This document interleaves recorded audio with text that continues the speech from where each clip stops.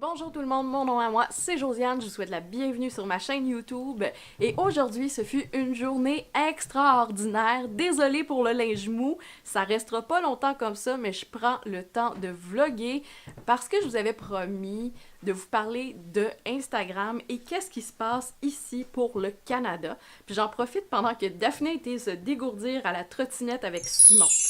Les gens qui me regardent en ce moment, là, pendant que je fais cette vidéo, est-ce que vous vous demandez vraiment qu'est-ce que j'ai eu en fin de semaine? J'ai eu la trottinette ce midi. Ça a été bien à l'école, des fois. Mais là, je vais un petit peu faire de la trottinette. Regardez-moi là. Cette fois là, regardez-moi. Comment je suis meilleure que les autres.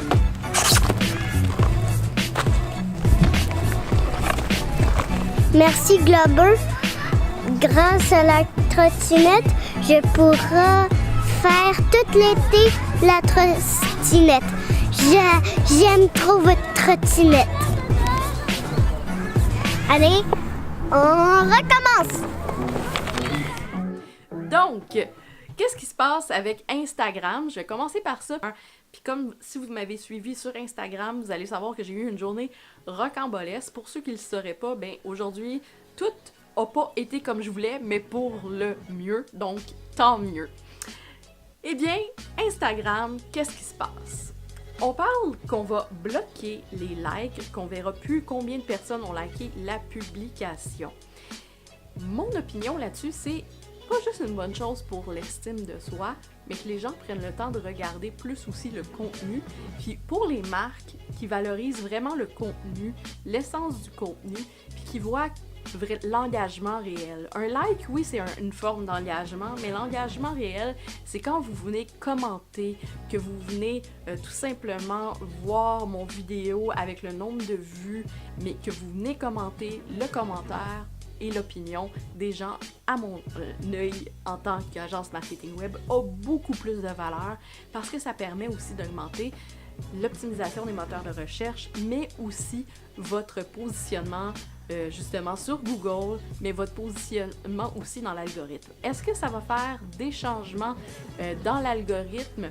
Sûrement que ça va faire des changements dans l'algorithme, mais vu que j'ai pas la science infuse ni encore l'information en tant qu'agence marketing web, je peux pas me prononcer sur quelque chose. Je vais pouvoir me prononcer plus clairement dans les semaines à venir sur le sujet. Est-ce que c'est une bonne chose que, parce qu'on le sait qu'il y a des compagnies qui vont vous demander des statistiques, des choses comme ça, il y a des multitudes d'applications qui permettent de tracker toutes vos statistiques globales. Fait qu'avec des statistiques, je veux dire, quand vous écrivez un article de blog, ben vous avez Google Analytics. Une copie écran de Google Analytics, ça vaut une copie écran de Google Analytics. Donc, les gens sont à l'heure juste, ils voient les résultats. Vous pouvez même donner des accès dédiés à des applications comme Google Analytics, mais il y en a d'autres. Il y en a aussi des gratuites pour Instagram et YouTube qui s'appellent Social Blade, entre autres. Et Social Blade, qu'est-ce que ça fait? Eh bien, moi, en tant qu'agence marketing web, je regarde plus la picture global. Donc, vraiment, qu'est-ce qui est global quand je donne un mandat à un influenceur ou que je mets en contact un influenceur avec une compagnie, mais qu'est-ce que je regarde? Je regarde vraiment le data global. C'est quoi la moyenne de commentaires? C'est quoi la moyenne, justement, de likes? Mais sans nécessairement m'attarder, justement, à des chiffres. Je vais m'attarder plutôt à la qualité du contenu. Puis je pense que beaucoup d'agences marketing web, avec l'achat des faux likes et tout ça, vont beaucoup s'attarder. Parce que moi, j'ai vu des gens qui ont 10 000 abonnés puis qui ont moins d'engagement que moi sur Instagram. Et même, j'ai un client qui a 60 000 abonnés sur Instagram, puis il y a comme 0,03%. C'est même pas 1%. C'est 0,03% d'engagement. J'ai plus d'engagement que cette personne-là. Je me situe entre 6 et 10, dépendant des semaines. Et avec la croissance Instagram, je dirais que je suis capable de le maintenir, mais à un certain point aussi, des fois, on va avoir des gens qui vont être inactifs parce qu'ils vont nous suivre depuis le début, ils vont lâcher Instagram, ils se connecteront pas. Il y a même des gens qui meurent en cours de route, on se le cachera pas. On dit que d'ici 50 ans, il va y avoir plus de 50% des profils des réseaux sociaux qui vont être des réseaux sociaux de gens morts. C'est quand même énorme comme statistique, donc si ça fait comme moi 10 ans que vous faites des médias sociaux et tout, et que vous êtes présent sur les blogs, les vlogs et tout ça, bien, à un moment donné, c'est sûr que vous perdez de l'audience pour plein de raisons, puis vous allez vous en créer un autre. Des fois, c'est un peu plus long, des fois, c'est un peu plus vite, ça dépend toujours, mais tu sais, si vous gardez toujours le même niveau de croissance actif, puis un rythme régulier, c'est ça qui est vraiment important, je pense, puis aussi que vous gardez une certaine position au niveau des yeux de Google. Donc ça, c'était une parenthèse. Il y a aussi d'autres questions qui se sont venues à moi. Est-ce que nous, on va voir nos likes? Oui, vous allez voir vos likes. C'est juste que, qu'est-ce que Instagram veut faire? C'est de pas, justement, qu'un jeune s'identifie à vous parce que vous avez 1,5 million de likes sur votre photo et que lui en a 10.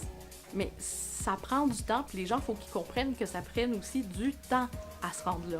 Fait que présentement, ça va être offert comme un peu en test bêta pour après ça voir, puis c'est le fun qu'ils aient choisi les Nice Guys, le Canada. Donc, moi, je trouve ça le fun de faire partie de cette expérimentation-là sociale en tant que résident canadien et même de nationalité canadienne. Donc, ça, c'est vraiment le fun. Puis en même temps, on va pouvoir voir l'impact sur le marketing d'influenceurs que ça va avoir. Puis c'est de là aussi l'importance que je me dis, ben pourquoi vous ne créez pas, même si tu fais des fautes d'orthographe, même si, tu sais, une plateforme qui t'appartient à toi, parce qu'on l'a vu avec des pannes comme 2 fois dans le dernier mois avec Facebook puis Instagram, des pannes assez majeures qui ont duré plusieurs heures. Moi, j'étais contente d'avoir mon blog êtradieuse.com parce que les gens allaient visiter justement mon site, puis ça a fait vraiment une courbe de croissance. On dirait que les gens ont redécouvert mon blog soudainement. Puis j'ai été avec Twitter, juste tweeter quelques liens, et ça a fait de l'activité parce que des fois on oublie d'autres réseaux sociaux, d'autres médias sociaux justement qui vont nous permettre d'élargir son audience.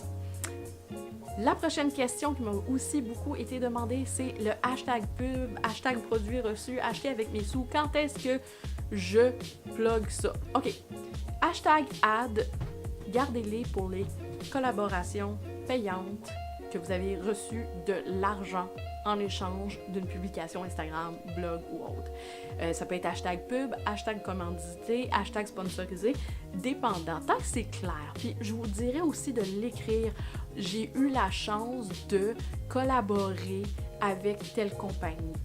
J'ai eu la chance de recevoir m'ont donné carrément de l'argent, mais sans dire le montant, parce que tu sais, il y a un niveau de transparence qu'on veut mettre, mais aussi parce que si toi tu as 1 million d'abonnés, puis moi 2500, là j'en ai 5600, ben c'est sûr qu'on n'aura pas le même salaire, puis c'est normal, tu sais. Je veux dire, la personne qui a 1,5 million, 6 millions, 10 millions, a comme 10 fois, 100 fois plus mon audience que moi. Là. Je suis pas bonne en maths, sinon tu le marqueras un petit peu en bas, combien de fois de millions. Et voilà, donc ça c'est des choses qui se passent. Donc là, ici, produit reçu, ben si une compagnie vous envoie un produit reçu, moi personnellement, je me dis vous n'êtes pas obligé d'en parler. Qu'est-ce que j'ai fait récemment? C'est un hashtag BloggerMail. Donc c'est tous des produits qu'on m'envoie à tester, à faire des critiques et tout. Puis j'ai décidé de faire un article semaine qui s'appelle BloggerMail justement pour les mettre de l'avant. Et donc vous pouvez aller voir êtradieuse.com, il y a même une section dans l'onglet en haut BloggerMail. Vous cliquez là-dessus et ça fait 2 semaines que j'ai commencé ça. Ça va être la 3e semaine cette semaine. Le vendredi, juste avant les vendredis, ben quand j'ai du contenu aussi pour les vendredis, donc les compagnies de vin qui voudraient justement sponsoriser les vendredis, amusez-vous, amenez-en des produits reçus. Donc le hashtag produits reçus, justement, c'est pour les produits reçus. Moi, je marque aussi BloggerMail, mais ça peut aider vraiment aussi à différencier, OK, elle se l'est fait offert. Est-ce que, parce que tu sais, des fois, les gens se disent, ah ben peut-être parce qu'elle l'a reçu, elle en dit du bien. Et c'est ça qui se passe dans la tête. Fait que c'est d'être transparent avec votre audience. Puis quand vous l'achetez avec vos sous, achetez avec mes sous. Hey, j'ai été magasiner, j'ai découvert telle chose. Ça peut arriver aussi que vous avez un sincère coup de cœur pour des produits. C'est pas parce que vous recevez des produits. Moi, je travaille avec des marques avec lesquelles que je suis en confiance ou que je comprends l'enjeu marketing derrière ça. Donc, ça, c'est mon côté un petit peu plus rationnel d'agence. Donc, il y a certaines compagnies que je vais travailler avec l'enjeu marketing. Puis avec d'autres, je vais travailler plus justement avec des collaborations payées. D'autres, ils vont m'envoyer des produits. Mais c'est gentil de m'envoyer des produits, mais si je me mets à publier tous les produits reçus, c'est pour ça que j'ai gardé la section Blogger Mail, les gens vont penser que je suis biaisée dans toutes mes opinions. Donc, c'était un moment de réflexion qu'on a dû prendre, une position. Puis tu sais, je vous invite à le faire puis à participer parce que plus qu'on va être transparent aussi envers nos fans, plus que les fans aussi vont rester fidèles. Parce que si on n'est pas transparent puis qu'on ne met pas de disclaimer, les gens, à un moment donné, ben là, ça paraît que c'est une maudite vendue, genre, c'est plate à dire, mais c'est la réalité. Donc, on veut vraiment un bon niveau de transparence. Fait que ça, c'est qu'est-ce qui se termine pour justement tout qu'est-ce qui se passe avec Instagram. Je vais suivre ça de très près, je vais vous faire un vidéo update dès que ça va être en action, je vais attendre quelques semaines, voir comment ça se passe. Puis aussi, j'aimerais faire une parenthèse qui n'a pas rapport, mais tu sais, justement, on a parlé un peu des influenceurs, des produits reçus, des produits achetés, tout ça. J'entends beaucoup encore dans les médias, puis je vous invite à aller voir les médias traditionnels. J'avais décortiqué une vidéo qui avait vraiment été mal faite par Radio-Canada Techno, quelque chose de même en janvier, qui a été vraiment quasiment virale comme vidéo. Si vous ne l'avez pas vue, je vous invite à aller la voir. Et dans cette vidéo-là, tu sais, on parlait du marketing d'influenceurs, puis des mythes, puis de qu'est-ce qui se disait, puis tout ça. Cette semaine, j'ai encore entendu des âneries de la part de Radio-Canada. Je m'excuse, Radio-Canada, là, mais invitez-moi à votre prochain, là. On va décortiquer ça ensemble, vraiment, les enjeux du marketing d'influenceurs. Puis je vais vous dire quelque chose, on dirait que vous trash-talkez le marketing d'influenceurs, parce que chaque revenu qu'on envoie à un influenceur, vous le perdez à la télévision ou aux médias papier ou aux médias plus traditionnels. Donc, c'est normal. Tu sais, je veux dire, autrefois, la télévision trash-talkait la radio et la radio trash-talkait la télévision. Et même, à un moment donné, à un certain moment, le journal local, les journaux locaux, tout ce qui était journaux papier, trash-talkait dans l'histoire. Donc, c'est juste comme c'est comme 100 ans plus tard, les choses ont changé, le nouveau fait peur à le nouveau. Tu sais, au début, on avait juste la presse papier, à un moment donné, la radio est apparue, après ça, la télévision, puis aujourd'hui, ben, on est rendu sur le web. Donc, c'est juste la normalité des choses, les choses évoluent, c'est juste des fois de changer le média de place. Tu sais, Netflix a remplacé Blockbuster, pourquoi? Parce qu'il a su s'adapter. Puis comme Gary Vee dit, moi, là, l'expérience, c'est pas Blockbuster que j'aime, c'est de me coucher tout nu sur mon lit, puis de peser sur un piton, puis que ça me mette direct sur ma télé. Et puis venez pas me dire que c'est pas vrai, tu sais. Genre, je pense plus qu'il y a plus grand club vidéo qui existe, justement.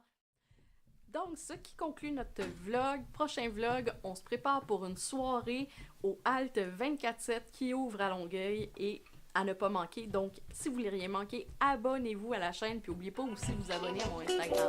À très bientôt!